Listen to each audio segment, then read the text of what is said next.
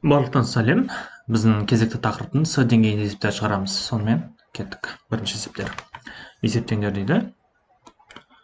4,17 бөлінген 100 көбейту 1000. Сонымен бұны былай жазсақ та болады. 4,17 бөлінген 1000 деген, 100 деген былай жазсақ болады. И көбейту 1000. Енді 1000 дегеніміз ол 1000 бөлінген 1. Ештеңе өзгермейді. 100 бен 1000-ды қысқартамыз, оған 4,17 көбейту 10, жауабымыз 47 болады.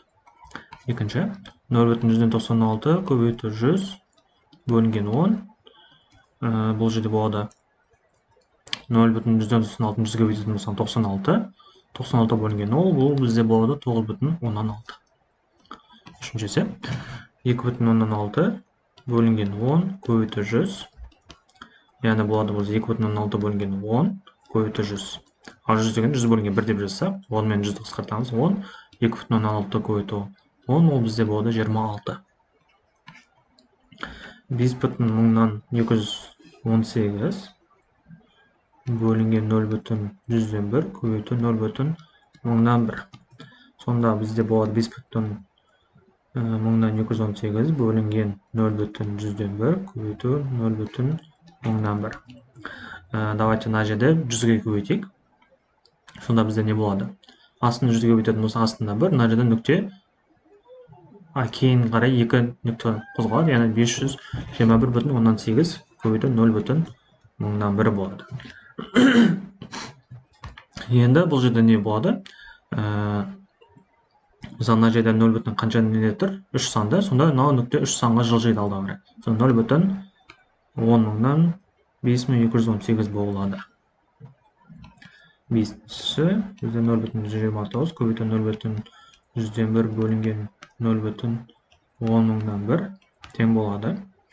Давайте 0,129 көбейту 0,100-ден 1 бөлінген 0,10-ден 1.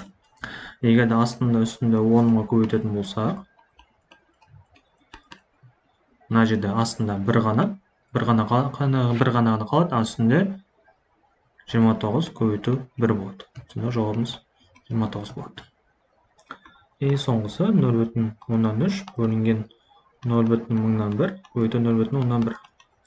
0,13 бөлінген 0,1000-ден 1 көбейту 0,1000-ден 1 десек, мына жерде давайте астында үстінде 1000-ға көбейтек, үстінде 300 болады, астында 1 болады, көбейту 0,1000-ден 1, 300 көбейту 0,1000-ден 1, ол бізде болады 30. Келесі, 10 литр бензин 7 килограмм болса, 100 литр керосин 80 килограмм дейді. 1 литр керосин, 1 литр бензин неше килограмм ауыр дейді.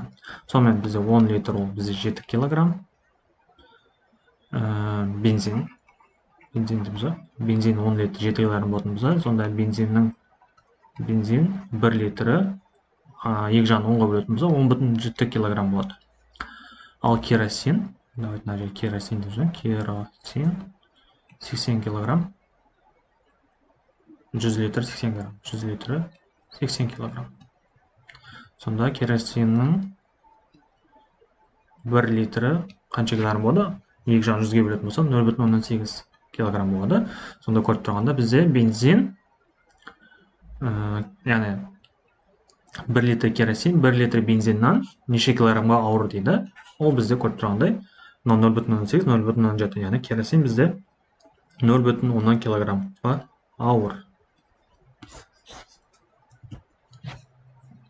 Келесі, көлемі 10 см еменнің массасы 10 см куб, ол бізде 4 грамм дейді. Еменді дайындалған қыры 10 см кубтың массасын табыңдар дейді. Яғни бізде мында куб бар, барлық қыры 10. Бұның көлемі не болады? Барлық қыбырасын көбейтілсін, яғни 110 көбейту 10 көбейту 10 көбейту 10 болады. Яғни 1000 куб сантиметр болады. Осының массасын табу қажет. Яғни көріп тұрғанда бізде 10 см куб ол бізде 4 грамм болатын болса, 1000 сантиметр куб неше грамм болады? Соны табу қажет. Көріп тұрғанда бізде 1000 100-ден нешесі артық? 100 есе, сонда массасы да 100 есе көп болады. Сонда 4 көбейту 100, ол бізде болады 400 грамм.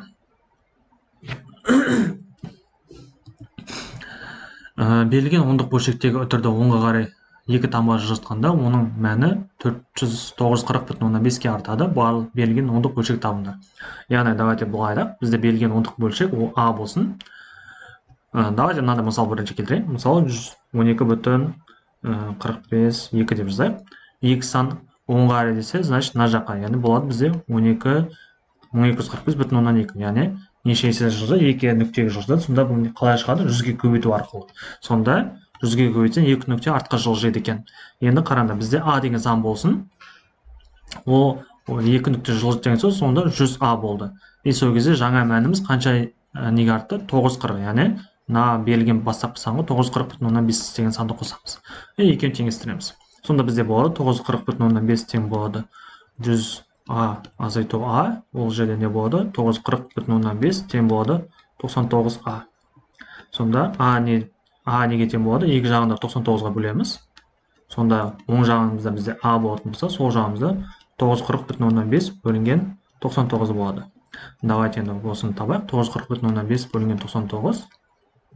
Мен ойымша 9-дан береміз. 81. 81 біз 81, 89. Мына жерде 4 болады. 3, 445. Мына жерде сонда бізді береміз.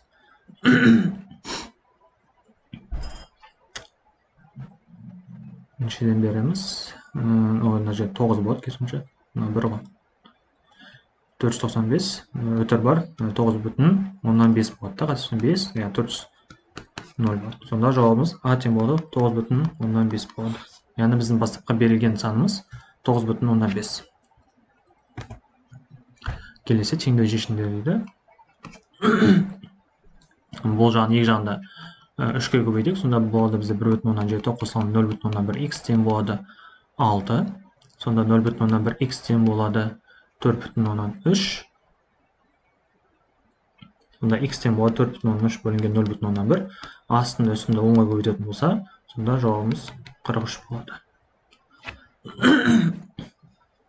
Келесі екіншісі 15,8. Давайте қайтадан бұл жерде екі жағында 4-ке көбейтейік. Сонда не болады бізде? 15,8. Азайту 0,1 x тең болады 12. Давайте мына жаққа, 12-ні сол жаққа жіберейік. Сонда 15,8 азайту 12 тең болады 0,1 x. Осы жерде болады 3,8 тең болады 0,1 x.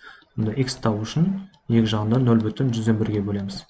Бұны бөлішін, ондық бөлшекті ондыққа бөлшекті бөлішін. Давайте астында үстінде 100-ге көбейтейік. Сонда болады 380 бөлінген 1, яғни x тең болады 380. Енді үшінші есеп 16,8. Давайте бұл жерде тоже екі жағын 2-ге көбейтеміз. 16,8 көбейту 100x тең болады 10. Мына жаққа жіберетін болсақ 16,8 азайту 10 тең болады 100x.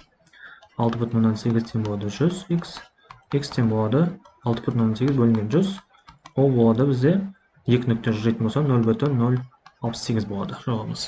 0,068. Соңғы есеп 100x, яғни бұл жерде 5-ке көбейтеміз. Екі жағын 100x қосылған 4,6 тең 15. Мына жақынан давайте мына бір керісінше. Мына қала берсін 4,6-ны жібереміз. 100x тең болады 15 азайту 4,6. Сонда 100x тең болады бізде 10,4. x тең болады 10,4 бөлінген 100. Сонда бізде болады 0,104 болады жауабымыз. Сонымен есептеу тамам. Сұрақтарыңыз бар болатын болса комментарий қалдырсаңыздар болады. Барлығына рахмет.